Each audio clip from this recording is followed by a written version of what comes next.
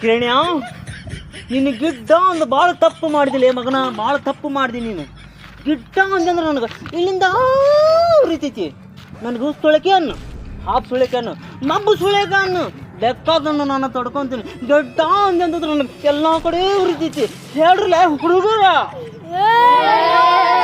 ಸಾಕು, silent silent silent. Violent ಆಗಕ್ಕೆ ಹೋಗ್ಬೇಡ್ರಿ. ನೀವೆಲ್ಲರೂ ವೈಲೆಂಟ್ ಆದ್ರೆ ನಂದು ಗೈಲೆಂಟ್ ಆಗ್ತೈತಿ. ಗೈಲೆಂಟ ಹುಷಾರ್.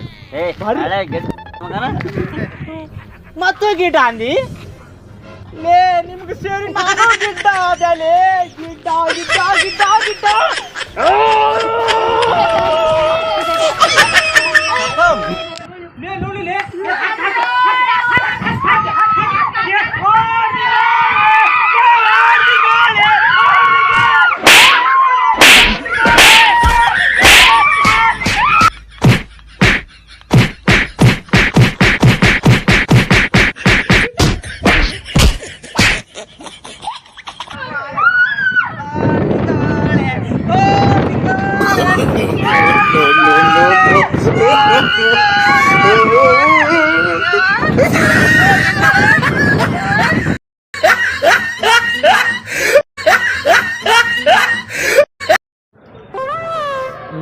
ಇಲ್ಲರ ಬಜ್ಜಿ ಅದಾವು.